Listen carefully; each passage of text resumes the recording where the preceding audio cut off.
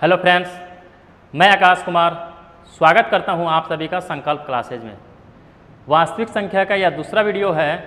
पहले वीडियो में हमने सिर्फ संख्याओं के बारे में जाना था कि संख्या कैसे बनती है, संख्या का प्रयोग कहाँ पे किया जाता है और संख्या कितने प्रकार के होते हैं। ये सारी बातें हमने पिछले वीडियो में सीख ली है। इस वाले वीडियो में वास्तविक संख्या का पहला प्रश्नावली 1.1 के क्वेश्चन को सॉल्व करेंगे। इस वाले प्रश्नावली में दो प्रकार के क्वेश्चन मिलेंगे।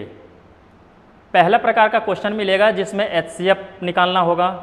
दूसरे प्रकार के क्वेश्चन में यूक्लिड विभाजन प्रमेयिका की मदद से सिद्ध करने वाले होंगे। यानी दो प्रकार के क्वेश्चन बनाने हैं इस प्रश्नावली में, और यह दोनों प्रश्न जो है यूक्लिड विभाजन प्रमेयिका पर आधारित है। तो क्वेश्चन बनाने से पहले हमें यूक्लिड विभाजन प्रमेयिका को अच्छे से समझ लेना चाहिए, नहीं तो हमसे क्वेश्चन नहीं बनेगा। तो पहले आइए जान लेते हैं कि यूक्लिड विभाजन प्रमेयिका क्या है, क्या कहता है यूक्लिड विभाजन प्रमेयिका। यहाँ पे लिखा हुआ है, यहाँ लिख देते हैं यूक्लिड विभाजन प्रमेयिका। इसका मतलब क्या हुआ? यूक्लिड एक गणितज्ञ का नाम था जो ग्रीक के रहने वाले थे। विभाजन मतलब होता है भाग, यानी यह भाग पे आधारित है। और प्रमेयिका का मतलब होता है बना बनाया नियम। अगर प्रमेयिका को थोड़ा और साधारण भाषा में समझें तो प्रमेयिका हम उसे बोल सकते हैं कि पहले से सिद्ध किया हुआ कोई कथन होता है और उस कथन की सहायता से दूसरे कथन को सिद्ध किया जाता है। इसे हम प्रमेयिका बोल सकते हैं। इस प्रमेयिका में क्या कहा गया है कि दो धनात्मक पूर्णांक a और b दिए रहने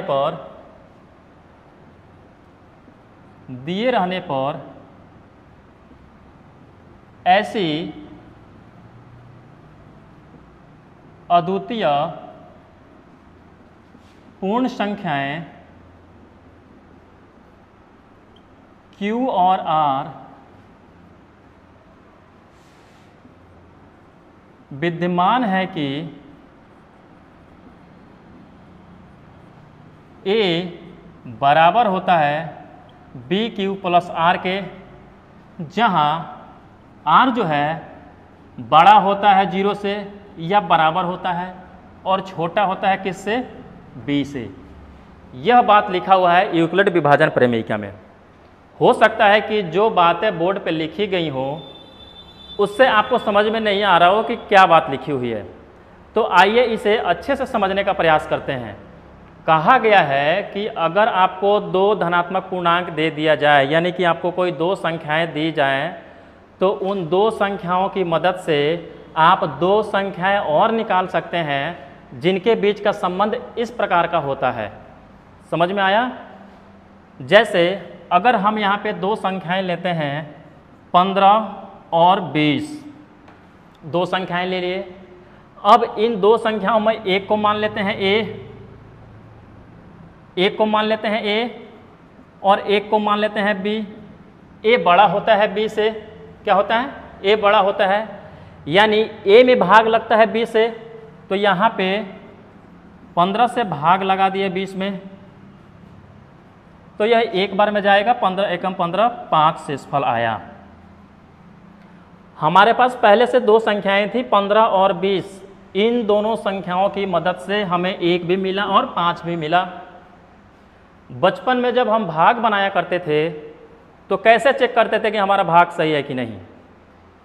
यह वाला जो संख्या है और यह वाला संख्या, इन दोनों को गुना करते थे और यह वाला संख्या जोड़ देते थे, यानी 15 गुना 1 प्लस 5। अब इनको गुना करके इनको जोड़ने पे हमारा इतना आ जाता था, तो यह हमारा भाग सही होता था। तो 15 एकम 15 और 5 20, यहाँ आ गया 20, तो मानते थे कि हमारा भाग सही है। अब इसे क्या बोला जाता है? इसे बोला जाता है भाज्य। क्या बोला जाता है? भाज्य। यह होता है भाजक, यह होता है भागफल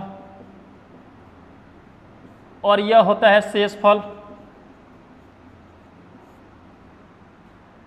तो यहां हम लिख सकते हैं कि भाज्य बराबर भाजक गुना भागफल प्लस शेषफल लिख सकते हैं। यहां तक किसी को कोई दिक्कत नहीं होगी। अब यहां यूक्लिड विभाजन प्रमेयिका में भाजक को बोल दिया गया बी, भाज्य को बोल दिया गया ए, भागफल को बोल दिया गया क्यू और शेषफल को बोल दिया गया आर। तो यहाँ पे भाज्य के जगह पे हम लिख सकते हैं ए, भाजक के जगह पर हम लिख सकते हैं बी, भागफल के जगह पर क्यू और शेषफल के जगह पे आर लिख सकते हैं। तो यहाँ अगर एक साथ लिखे तो ए बराबर बी क्यू प्लस आर हो जाएगा हमारा। ठीक है, तो हमें मिला क्या कि ए बराबर बी क्यू प्लस आर। एक बार और ऊपर से समझते हैं। हमने दो संख्याएं ली थी 15 और 20। इन दो संख्याओं की मदद से हमें दो और संख्याएं मिल गई और इन दो संख्याओं के बीच संबंध किस प्रकार का होता है? इस प्रकार का, यानी ए बराबर बी क्यू प्लस आर के। और यही बात को लिखा गया है यूक्लिड विभाजन प्रमेयिका में। समझ गए आप? इसके साथ में यह भी लिखा हुआ है। इसका मतलब क्या होता है थोड़ा सा समझ लेते हैं। यहां समझते हैं। इसको समझने के लिए एक भाग लेते हैं। अगर हम यहाँ 4 से भाग दें 5 में तो एक बार में जाएगा 4 एकम 4, एक शेषफल आ गया। अगर 4 से हम भाग दें 6 में तो 4 एकम 4, 2 शेषफल आएगा। अगर 4 से भाग दें 7 में तो 4 एकम 4, 3 शेषफल आएगा। तो हमने संख्या बढ़ाया 1 तो हमारा शेषफल बढ़ गया 1, यानी पहले संख्या 5 था, जब संख्या 6 बनाया तो पहले शेषफल 1 आया था, बाद में शेषफल 2 हो गया। जब 6 से एक और संख्या बढ़ाया तो शेषफल से एक और संख्या शेषफल बढ़ गया। यानी कि संख्या बढ़ा रहे हैं तो शेषफल भी बढ़ रहा है। तो यहाँ पे एक संख्या बढ़ाया, 2 संख्या बढ़ाया, 3 संख्या बढ़ाया, तो अब यहाँ पे 4 संख्या बढ़ाते हैं तो 4 दूना 8, पूरा पूरा भाग लग गया, हमारा शेषफल आ गया 0। हम तो यह सोच रहे थे कि जैसे जैसे हम संख्या बढ़ा रहे हैं शेषफल भी बढ़ रहा है, तो 3 के बाद हमारा शेषफल 4 आना चाहिए था, लेकिन शेषफल क्या आ गया? 0 आ गया। फिर अगर एक और अंक बढ़ाते हैं, यानी कि यहाँ पे 9 देंगे तो हमारा शेषफल फिर 1 से शुरू हो जाएगा। कुल मिलाकर हमें क्या सीखने को मिल रहा है कि अगर हम 4 से भाग देते हैं किसी भी संख्या में तो हमारा शेषफल 0 हो सकता है, 1 हो सकता है, 2 हो सकता है, 3 हो सकता है, इससे ज़्यादा नहीं हो सकता है। मतलब जो यह भाज, इसको क्या बोलते हैं? शेषफल। यह तो शेषफल हो गया, यह हो गया भाजक। यानी शेषफल कभी भी बड़ा नहीं हो सकता भाजक से। शेषफल 0 हो सकता है, तो यहाँ पे लिख देंगे कि r जो है बराबर हो सकता है या बड़ा हो सकता है 0 से। 0 के बराबर भी हो सकता है, 0 से बड़ा भी हो सकता है, 0 से छोटा नहीं हो सकता। दूसरी बात कि शेषफल छोटा है तो किससे? भाजक से। तो यहाँ लिखेंगे कि शेषफल यानी r छोटा हो जाएगा किससे? b से, क्योंकि b को हम भाजक बोलते हैं, शेषफल को r बोलते हैं। इस बात को भी आप समझ गए। इसके साथ ही यह लागू होता है, इसके मतलब इसके बिना यह अधूरा है। तो यह दोनों जो है एक साथ मिलके क्या बनाता है? यूक्लिड विभाजन प्रमेयिका। समझ में आया यूक्लिड विभाजन प्रमेयिका? अब आते हैं अपने पहले प्रश्न पे, जिसमें कि बोला गया है कि यूक्लिड विभाजन एल्गोरिथम का प्रयोग करके आपको HCF बनाना है। तो एक बार इसको रफ करके पहले क्वेश्चन को लिख देते हैं, उसके बाद क्वेश्चन को सॉल्व करेंगे। तो थोड़ा सा क्वेश्चन लिखने में थोड़ा समय लगेगा, तो पहले क्वेश्चन को लिखते हैं, फिर समझने का प्रयास करेंगे। एक एक क्वेश्चन को बनाएंगे, बिल्कुल अच्छे तरीक़े से समझेंगे।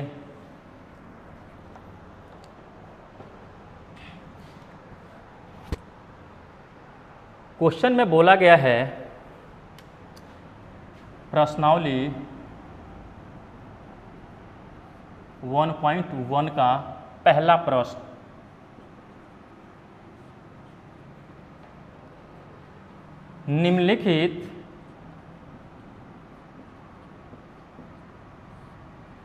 निम्नलिखित संख्याओं का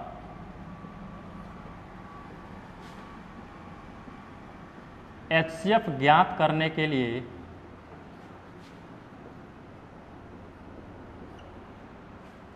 यूक्लिड विभाजन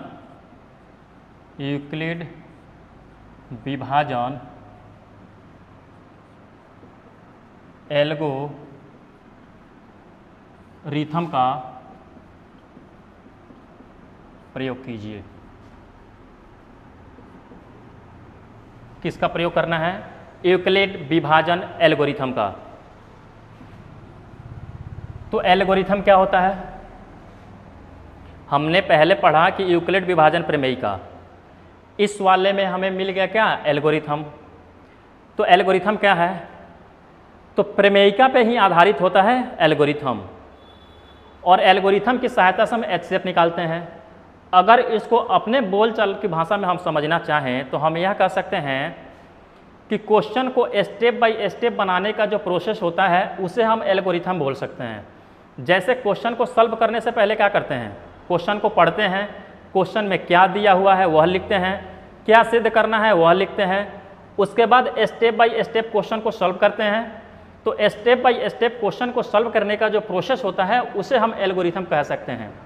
तो इसी स्टेप बाय स्टेप में हमें क्या करना है? HCF निकालना है। तो प्रश्न को लिख देते हैं। 3 प्रश्न है, मतलब 3 क्वेश्चन है। पहले वाले प्रश्न में पहला है 135 और 225, 135 और 225।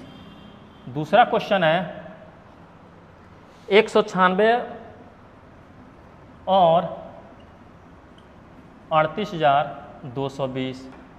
तीसरा क्वेश्चन है 867 और 255, 867 और 255। यह 3 क्वेश्चन दिया हुआ है पहले प्रश्न में। एक एक प्रश्नों को सॉल्व करते हैं। पहला प्रश्न है 135 और 225, इसका HCF निकालना है। यहाँ 2 संख्याएं दी हुई हैं, एक A दिया हुआ है, एक B दिया हुआ है। A को हमने बड़ा माना था तो यहाँ भी A को बड़ा मानेंगे, यानी A हो जाएगा हमारा 225, B क्या हो जाएगा 135। A बड़ा होगा B से, और इनको किस रूप में लिखना है? A बराबर BQ प्लस R के रूप में लिखना है। हमारे पास A है, B है, Q और R नहीं है, तो इनको तो निकालना पड़ेगा ना Q और R को। तो निकलेगा कैसे? आइए यहाँ पे देखते हैं। 135 से भाग लगाएंगे 225 में, कितने बार में जाएगा? एक बार में। तो 135 एकम 135, 5 में से 5 गया 0, 12 में से 3 गया 9, और 1 में से 1 गया 0। यानी यहाँ हमारा A क्या मिल गया? A और B तो पहले से था ही, हमें Q भी मिल गया और R भी मिल गया। तो हमारा पहला चरण कंप्लीट, यानी पहले चरण में लिखेंगे A हमारे पास पहले से था तो लिख दिया 225, B भी था हमारे पास तो B 135 हो गया, यानी कि 225 135 गुना 1 प्लस 90 के बराबर हो जाएगा, यानी कि Q हमारा हो गया 1 और R क्या हो गया 90। ठीक है। अब यहाँ पे जो है पहले वाले चरण में तो हो गया, लेकिन यह चरण यानी यह स्टेप कब तक जाएगा? इस स्टेप से हमें तब तक बनाना है जब तक हमारा R जो है यानी शेषफल, यानी यहाँ वाला जो शेषफल होता है यह 0 नहीं हो जाए। जैसे ही शेषफल 0 हुआ हमारा क्वेश्चन सॉल्व हो जाता है और हमारा HCF निकल जाता है। तो पहले चरण में तो हमें मिल गया A मिल गया, B मिल गया, Q मिल गया, R मिल गया। दूसरे चरण के लिए कैसे निकालेंगे? यहाँ 135 बड़ा है 90 से, तो 135 से तो 90 में भाग जाएगा नहीं, तो यहाँ 90 को बना देंगे भाजक और 135 को बना देंगे भाज्य। यानी अब 90 से भाग लगेगा 135 में, तो 90 एकम 90, 5 का 5, 13 में से 9 गया 4। दूसरे स्टेप के लिए हमें क्या हुआ, हमारे पास दूसरे स्टेप के लिए भी ए मिल गया, बी मिल गया, क्यू मिल गया और आर मिल गया। तो दूसरा चरण भी हमारा हो गया। दूसरे चरण में ए क्या हो जाएगा 135, बी क्या हो जाएगा 90, क्यू क्या हो जाएगा 1 और आर क्या हो जाएगा 45। इस वाले चरण में भी आर 0 नहीं आया तो फिर से यही प्रोसेस दोहराएंगे। अब यहाँ पे 45 बन जाएगा भाजक और 90 बन जाएगा भाज, तो 45 से 2 बार में जाएगा 90, पूरा पूरा चला गया। और जैसे ही 0 शेषफल आया हमारा HCF हो जाता है, ऊपर वाला के बाएं साइड वाला हमारा क्या होता है HCF, यानी यह वाला हिस्सा जो है हमारा HCF हो जाता है। तो तीसरे चरण में जाकर के हमारा HCF मिला है, तो यहाँ पे फाइनली हमारा यानी तीसरा चरण जो हो जाएगा लास्ट चरण होगा। और तीसरे चरण में लिखेंगे कि 90 बराबर 45 गुना 2 प्लस 0। और इस वाले में तीसरे चरण में आके हमें 0 मिला है, तो लिख देंगे कि चूंकि r बराबर 0 इसलिए HCF 135 और 225 का कितना हो गया 45। यह हमारा फाइनल आंसर है। इस तरीक़ा से हमें क्वेश्चन बनाना है एग्जाम में। तो यह पहला क्वेश्चन हो गया। आई होप कि आपको अच्छे से समझ में आएगा। सेम प्रोसेस से दूसरा क्वेश्चन, सेम प्रोसेस से तीसरा क्वेश्चन बनाना है। तो एक एक करके बनाते हैं। पहला हो गया, दूसरा बनाते हैं। इसको रफ कर देते हैं।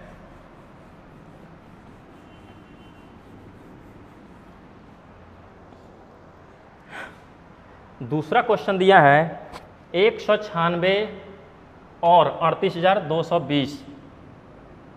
दूसरा क्वेश्चन हो गया 196 और 38,220। यहाँ भी हमारे पास ए है, ए क्या हो जाएगा 38,220, बी है हमारे पास 196। तो ए बड़ा होगा बी से, और इसे भी किस रूप में लिखना है हमें, ए बराबर बी क्यू प्लस आर के रूप में लिखना है। तो हमारे पास ए है, हमारे पास बी है, क्यू और आर निकालने के लिए पिछले क्वेश्चन में जो विधि अपनाए थे इसमें भी वही विधि अपनाएंगे। यानी 196 से भाग देंगे किसमें 38,220 में। तो यह 196 से 38,220 में भाग देंगे तो पहले तो एक बार में जाएगा 196, 12 में से 6 गया 6, यहाँ बच गया 7, तो 17 में से 9 गया 8 और 2 में से 1 गया 1, 186 आया। अभी भी ऊपर संख्या है तो यहाँ पे 2 लाएंगे। अब 196 में कितना बार में चला जाएगा, लगभग यह जाएगा 9 बार में। तो 9 से देखते हैं जाता है कि नहीं। 9 छक 54 का 4, हाथ में आया 5, 9 9 81 और 5 86 का 6, हाथ में आया 8, 9 एकम 9 और 8 17। ठीक है, चला गया। 12 में से 8 4 गया 8 और यहाँ बच गया 5, तो 15 में से 6 गया 9 और 7 में से 7 गया 0 और 1 में से 1 गया 0, ख़त्म। अब हमारे पास बच गया 98, तो एक संख्या और है 0, तो उसको भी यहाँ लाएंगे। अब 196 से भाग लगेगा तो यह 196, 5 6 25, 5 से चला जाना चाहिए। यहाँ पे 5 से चला जाएगा। 5 6 30 का 0, हाथ में आया 3, 9 5 45 और 3 48 का 8, हाथ में आया 4, तो 5 एकम 5 और 4 9, यह पूरा पूरा चला गया। यानी यह क्वेश्चन जो है एक ही स्टेप में सॉल्व हो गया। यानी हमारे पास यह क्या आ गया, यह आ गया बी, यह आ गया ए, यह आ गया क्यू और यह आ गया आर। तो अब हम यहाँ लिख देंगे कि ए बराबर, यानी एक ही चरण में सॉल्व हुआ है तो इसको लिखेंगे चरण 1 38,220 बराबर 196 गुना 195 प्लस 0। तो चूंकि हमारा r 0 आ गया है तो लिखेंगे चूंकि r बराबर 0 इसलिए HCF 196 और 38,220 बराबर हो जाएगा 196, यानी HCF हमारा कितना आ गया 196। तो यह दूसरे क्वेश्चन का सॉल्यूशन था। बहुत ही आसान क्वेश्चन था, आप लोगों ने अच्छे तरीके से समझ लिया होगा इस क्वेश्चन को। अब आते हैं अपने तीसरे क्वेश्चन पे, इस क्वेश्चन को रफ करते हैं।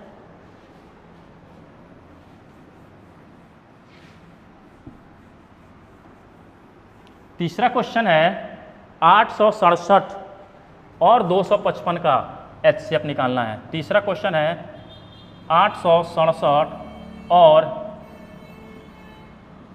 255 का HCF निकालना है। यहाँ भी A और B दिया हुआ है, यानी कि A 867 हो जाएगा, B कितना हो जाएगा 255। तो यहाँ भी A बड़ा हो जाएगा B से। यहाँ तक तो हम हर क्वेश्चन में बनाते आ रहे हैं, तो यहाँ तक तो कोई दिक्कत नहीं होना चाहिए। इसको किस रूप में लिखना है, A बराबर BQ प्लस R के रूप में लिखना है। इस वाले भी क्वेश्चन में हमको A दे रखा है, B दे रखा है, Q और R निकालना है, तो Q और R निकाल लेते हैं। तो 255 से भाग लगाएंगे 867 में, यह कितना बार में जाएगा, लगभग 2 तिहाई 6, लगभग 3 बार में चला जाएगा। तो 5 तिहाई 15, 5 तिहाई 15 और 1 16, 8 3 8 24, मतलब 3 दूना 6 और 1 7। यहाँ 7 में से 5 गया 2, 6 में से 6 गया 0 और 8 में से 7 गया 1, 102 आया। तो हमारा पहला चरण मिल गया। तो लिख लेंगे चरण 1। चरण 1 में क्या मिला, हमारे पास A यह हुआ, B यह हुआ, Q यह हुआ और R यह हुआ। तो पहले चरण में लिख लेंगे A बराबर, मतलब 867 बराबर 255 गुना 3 प्लस 102। पहला चरण हो गया, लेकिन हमारा शेषफल 0 नहीं आया। तो जब तक 0 नहीं आएगा, जो यह प्रोसेस है बार बार यही प्रोसेस अप्लाई होगा जब तक कि शेषफल 0 नहीं आ जाता। तो अब यह क्या हो जाएगा हमारा, यह हमारा भाजक हो जाएगा और यह क्या हो जाएगा, भाज्य हो जाएगा।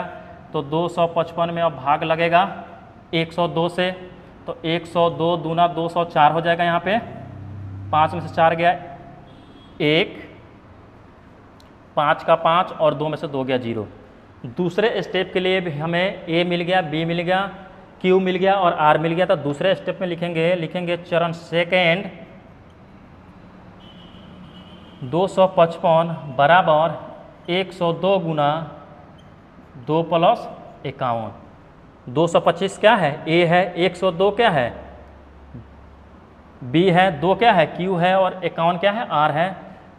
फिर से हमें एक स्टेप और चलना पड़ेगा और तब तक चलना पड़ेगा जब तक 0 नहीं आ जाता। अब यहाँ 51 से भाग देंगे 102 में। अब तक तो आपको यह चीज़ें समझ में आ गई होगी कि कैसे भाग देना है। 51 दूना 102, 2 बार में चला गया, शेषफल 0 आ गया। यानी जैसे ही 0 आया हमारा क्या हुआ, HCF मिल गया। तो इसको हम बोलेंगे HCF हमारा कितना आ गया 51।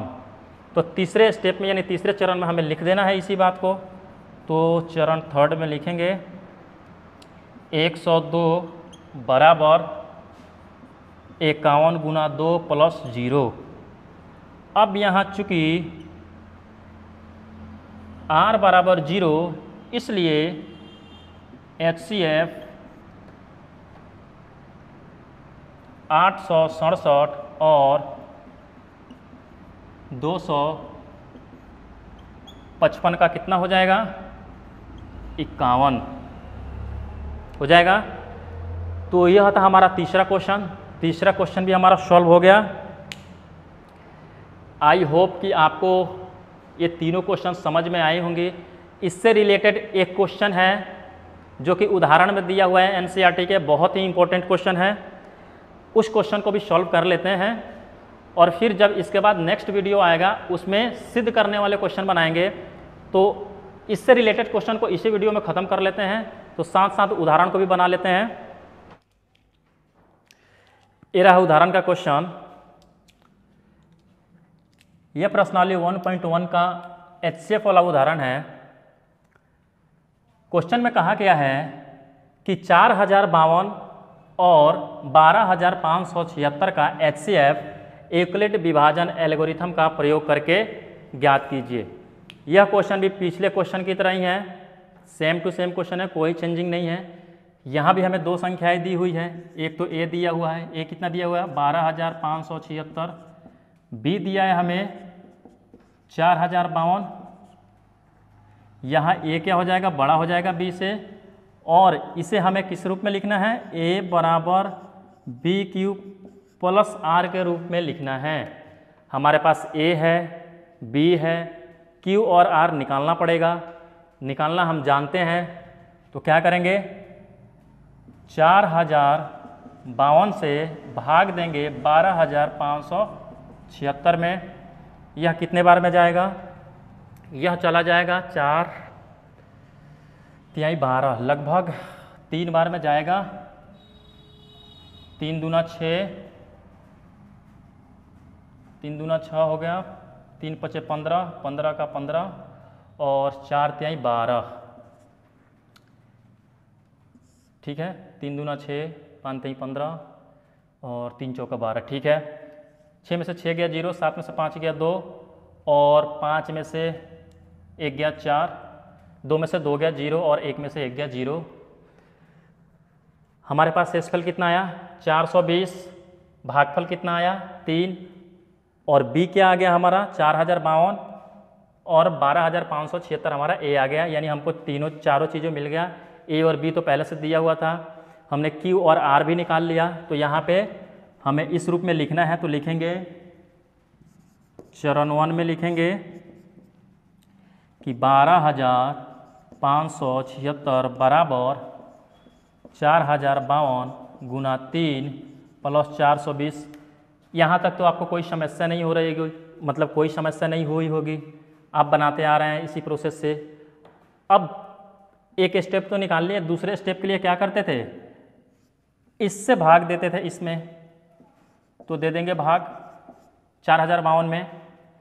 यह कितना बार में जाएगा 4 9 36, लगभग 9 बार में जाएगा ये। 9 0 0, 9 दूना 18 का 8, 9 0 0, 9 दूना 18 का 8, हाथ में आया 1, 9 चौका 36 और 1 37, 2 का 2, 15 में से 8 गया 7, यहाँ बच गया 9, 9 में से 7 गया 2 और 3 में से 3 गया 0। हमारे पास शेषफल कितना आया 272। तो दूसरे स्टेप में लिखेंगे, चरण सेकंड में लिखेंगे कि 4,052 बराबर 420 गुना 9 प्लस 272। अब यह प्रोसेस तब तक चलेगा जब तक कि शून्य नहीं आ जाता, शेषफल 0 नहीं आ जाता। फिर से इस वाले संख्या से भाग देंगे इसमें, यानी 420 में भाग लगेगा, तो यह एक बार में ही भाग लगेगा 272। 10 में से 2 गया 8, यहाँ बच गया 1, 11 में से 7 गया 4, यहाँ बचा 3, 3 में से 2 गया 1, 148 शेषफल आया। तो हमारे तीसरे स्टेप का भी काम हो गया, चरण थर्ड। अब यहाँ लिखेंगे 420 बराबर 272 गुना 1 प्लस 148। अब अभी भी हमारा शेषफल 0 नहीं है, तो शेषफल तो हमको 0 लाना ही लाना है। तो यहाँ 148 से फिर भाग देंगे 272 में, तो एक बार में जाएगा 148, 12 में से 8 गया 4, यहाँ बच गया 6, 6 में से 4 गया 2 और 2 में से 1 गया 1, 124 शेषफल आ गया। तो यहाँ पे चरण 4 में लिखेंगे 272 बराबर 148 गुना 1 प्लस 124। यह 4 स्टेप हो गया, लेकिन हमें शून्य नहीं मिला,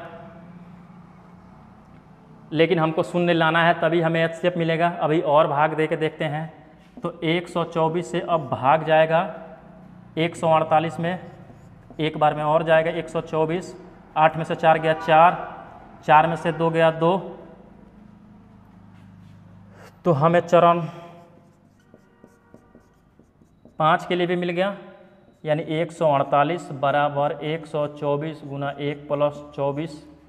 यह हमारा 5वां चरण है। अभी भी शेषफल 0 नहीं है तो फिर से इससे भाग देंगे इसमें, यानी कि 24 से भाग जाएगा 124 में, तो यह कितना बार में जाएगा, 3 बार में, 4 3 12 का 2 हाथ में आया 1, नहीं ये 5 बार में जाएगा, 5 बार में चला जाएगा, 5 चौका 20 का 0 हाथ में आया 2, 5 दूना 10 और 2 12, 120 चला गया, यहाँ हो गया 4, 2 में से 2 गया 0 और 1 में से 1 गया 0। छठे चरण के लिए हमें मिला क्या, चरण 6 के लिए कि 124 बराबर हो जाएगा 24 गुना 5 प्लस 4 के, 24 गुना 5 प्लस 4। अब यहाँ पे 4 से भाग देंगे, फिर 24 में 4 छक 24 0 आया। फाइनली हमारा 0 आ गया है, तो 0 के ऊपर बाएं साइड वाला हमारा HCF हुआ। तो इतना लंबा भाग देने के बाद फाइनली हमें HCF मिल गया। तो अब इसे लास्ट चरण लिख देते हैं, इसका लास्ट चरण। तो लिखेंगे चरण 7 में लिखेंगे कि 24 बराबर 4 गुना 6 प्लस 0। यहाँ हमारा शेषफल 0 आ गया, तो लिख देंगे कि चूँकि r बराबर 0 इसलिए HCF 40 52 और 12,576 का हो जाएगा 4। HCF कितना आया, 4। तो यह था एग्जाम्पल का क्वेश्चन, थोड़ा बड़ा क्वेश्चन लेकिन बहुत ही इम्पोर्टेंट क्वेश्चन है, जो कि NCERT के बुक में दिया हुआ है।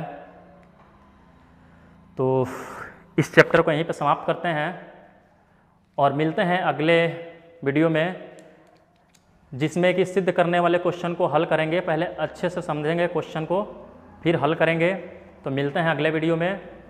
अगर वीडियो अच्छा लग रहा हो तो वीडियो को लाइक एंड चैनल को सब्सक्राइब कर दीजिए, क्योंकि जैसे ही हम नया वीडियो डालेंगे सबसे पहले नोटिफिकेशन आपको मिलेगा। तो तब तक के लिए टेक केयर।